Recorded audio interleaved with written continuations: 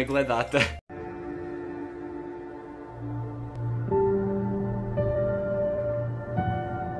Danas imam toliko obaveza od šišanja, od kupovine poklona za mamin rođendan. Planirao sam obaviti jednu dužu šetnju. U veoma rijetkim slučajevima odmaram. Radim 6 dana u sedmici.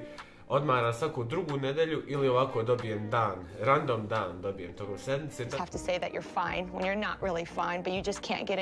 Danas je srijeda i rekao zašto ne snimiti novi video. Zvuči kao dobra ideja, tako da danas idete sa mnom vani. Da li ste spremni? Ne morate ni napustiti udobnost svog doma.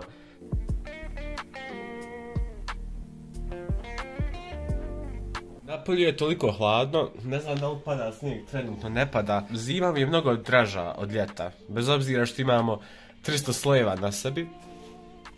Who cares? Bolje od vrućine, iskreno, ono kad se topiš.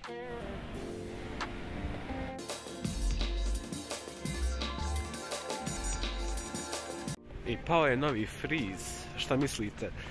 Nešto sam zgodan, lijep. Are you sure about that?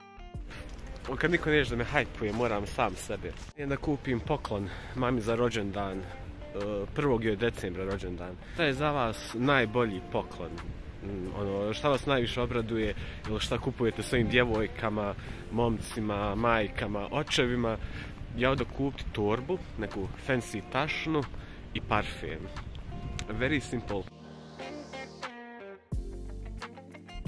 Kako moj mozak funkcioniše, planirao sam malo prošetati do Importana, kupiti poklon, ali evo me skroz sam odšao do starog grada gore.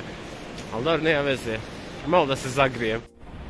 Bio sam u Aria centru, BBI, old school, ništa, bezvezde, baš bezvezde, cijene 500 maraka za torbu. Mislim da je 500 maraka za torbu baš previše, 400-500 maraka, what? Baš too much. Znači, hoću da kupim torbu, nešto gledam, pričam s bratom na WhatsApp, kaže kupio sam u Italiji, on inače radi u Italiji, kaže kupio sam u Italiji, nemoj ti torbu, tako da sve mi propade niz vodu. Roknuć se, ne znam što da radim dalje, bože. Na kraju sam se odlučio za Dolce Gabbana parfem koji sam vidio u Parizu, ne znam zašto snimam u haustoru i pokazujem baget, ali parfem nice, very nice.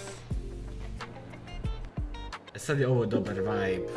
Tek dočekujem. Nije zdravo, ali it's okay. I uvijek radim na nekim stvarima. Ovo je, radim na estetici kanala, nekim vizualima ili šta već. Ovo mi je zanimljivo. Još ne dodam neku muziku, to bi bilo idealno. To su neke ideje. Baš sam nešto motivisan da snimam za YouTube. Pogotovo kad sam vidio da sva videa koje izbacujem imaju baš puno pregleda i da dobijem puno pretplatnika. What? Crazy. Ovo čitam toliko dugo. Skoro 700 stranica. Ali je toliko dobro. Oh, hello, Storm. I dan danas ne znam odjaviti video, vidimo se veoma uskoro.